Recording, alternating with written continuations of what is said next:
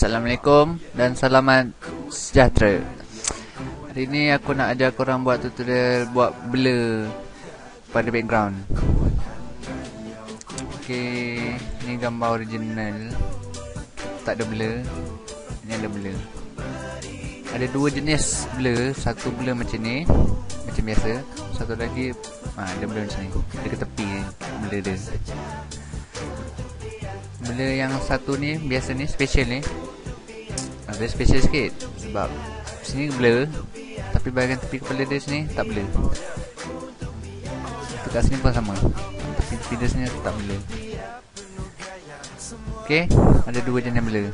So jom kita start. Aku ajar korang apa yang korang perlu buat. Satu, ok, pakai tool P ataupun pen tepi ni. Lepas tu kau pakai zoom dulu. Zoom dah dulu kat mana bahagian zoom muka dia. Muka dia, siapa dia korang tahu, aku tahu. Ok, tekan pen ni, tekan sekali sini, kau ikut bentuk badan dia semua.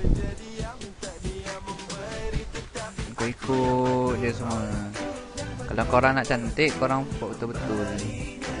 Kalau korang rasa tak nak cantik, buat simple-simple sudah.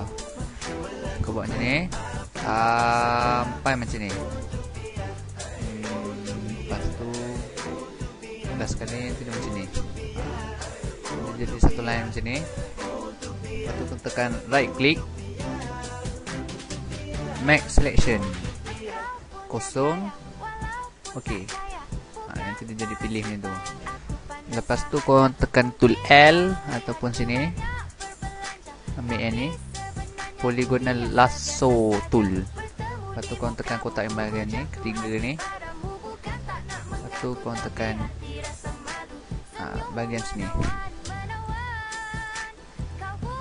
sebab nak blurkan background belakang kan. So buat macam tu. Kat sini pun sama.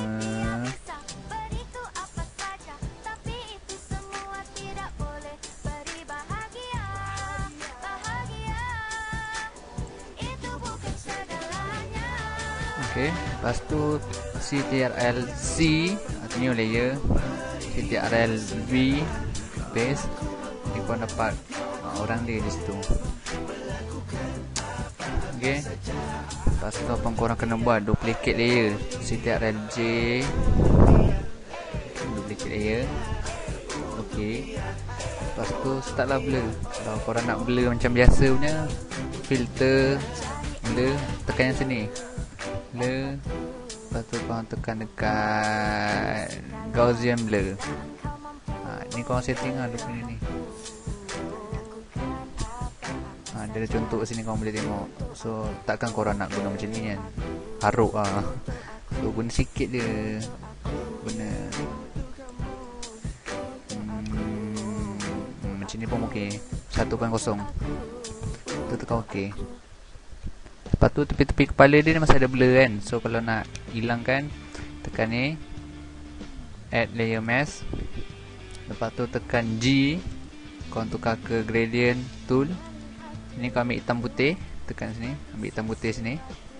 Ok, colors ni atas mesti hitam. Lepas tu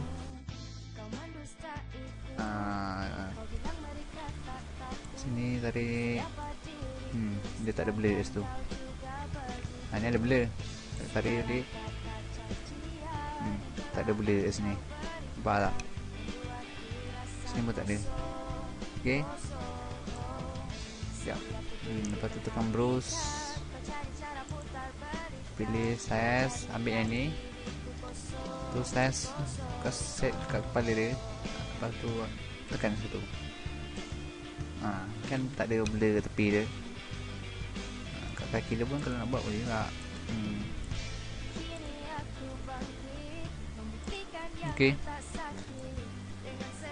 tu blur yang pertama. Blur yang kedua, control ni, copy background ni, duplicate layer original. Lepas tu filter, blur, motion blur, kosong, angle dia Lepas tu ni kita letak 5 je. Kalau letak banyak tak cantik. So okay, so dalam macam tu lah, bela dia ke tepi. Okay, okay, simple. Assalamualaikum, bye. Setiap titik diperhatikan, kau cari cara putar balikan, kau jadikan diriku kosong, kosong.